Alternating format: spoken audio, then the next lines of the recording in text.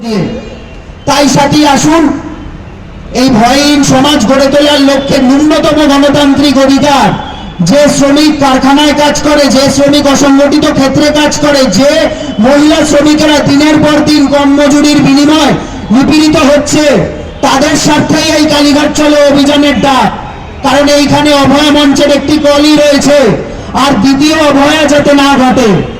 এই দ্বিতীয় অভয়া না ঘটার মানে কিন্তু হলো কলকারখানা থেকে, গ্রাম থেকে, ক্ষেত মজুর থেকে, যাবতীয় জায়গায়, স্কুল কলেজ থেকে আর একটিও যেন কোনো ধর্ষণের ঘটনা, কোনো ইফটিজিং এর ঘটনা না ঘটে।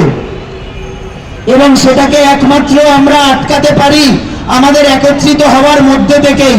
এই একত্রিত হওয়ার মূল লক্ষ্য একটা গণতান্ত্রিক সমাজ গড়ে তোলা, গণতান্ত্রিক চেতনা, গণতান্ত্রিক বোধে এগিয়ে যাওয়া।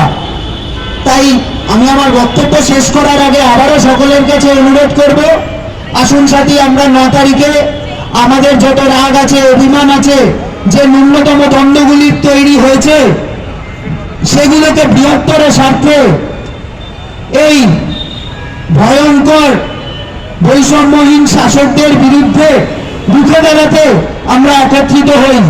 আসুন আমরা কালীঘাট অভিযানকে সফল করি। ধন্যবাদ।